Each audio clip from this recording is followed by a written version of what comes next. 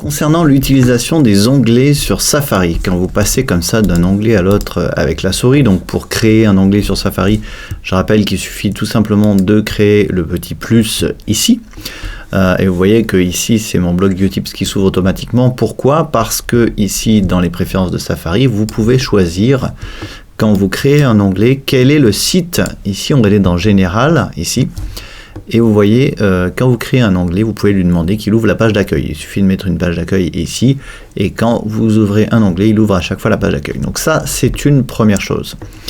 Ensuite, concernant les raccourcis pour aller d'un onglet à un autre onglet. Alors déjà, comment créer un onglet? Je vous rappelle que si vous voulez aller par exemple sur cette page sans perdre cette page d'accueil, il vous suffit de faire un clic droit, ouvrir dans un nouvel onglet.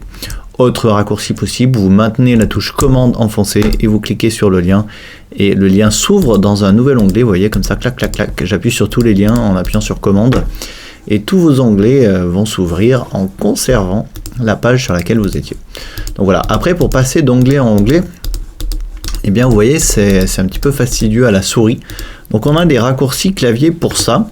Il suffit d'aller dans les préférences de Safari ici, dans onglet et de cocher cette option. Utilisez les combinaisons de touches commande de 1 à 9 pour naviguer entre les onglets. Vous allez voir, c'est super pratique. Donc j'appuie sur commande 1, commande 2, commande 3, 4, 5, 6, 7, 8, 9 et je peux basculer comme ça d'onglet à onglet grâce au raccourci clavier. Voilà pour la petite astuce du jour.